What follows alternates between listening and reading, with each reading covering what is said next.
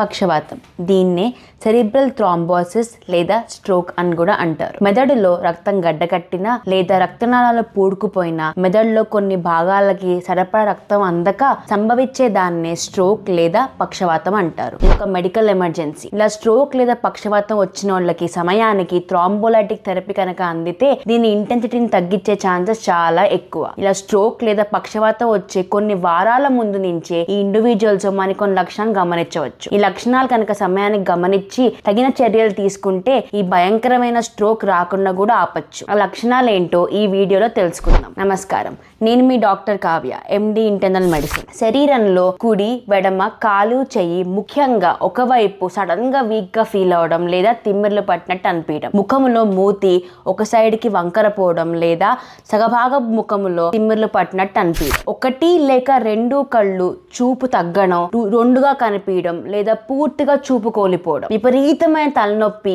అకస్మాత్తుగా వాంతులు, నడుస్తూ బ్యాలెన్స్ ఆగకపోవడం, నడుస్తున్నప్పుడు చుట్టుపక్కల తిరుగుతున్న అనుభవం రావడం, మాట్లాడుతూ మాట తడబడ్డం, పూర్తిగా మాట పోవడం, ఎదురుకుండా వాళ్ళు మాట్లాడుతుంటే మాట అర్థం కాకపోవడం, అప్పుడప్పుడు ఫిట్స్ లేదా టెంపరీగా స్పృహ కోల్పోవడం. ఇలాంటి ఏ లక్షణాలైనా మీలో లేదా మీకు తెలిసిన వాళ్ళలో కనుక మీరు గమనిస్తే ఏ మాత్రము నిర్లక్ష్యం చేయకుండా న్యూరాలజిస్ట్ ని సంప్రదించండి. ద్వారా ఇలాంటి భయంకరమైన స్ట్రోక్ ని నివారించవచ్చు. ఇలాంటి ఎన్నో హెల్త్ టిప్స్ కోసం నన్ను ఫాలో అవ్వండి. మన హెల్త్ మన చేతిలో.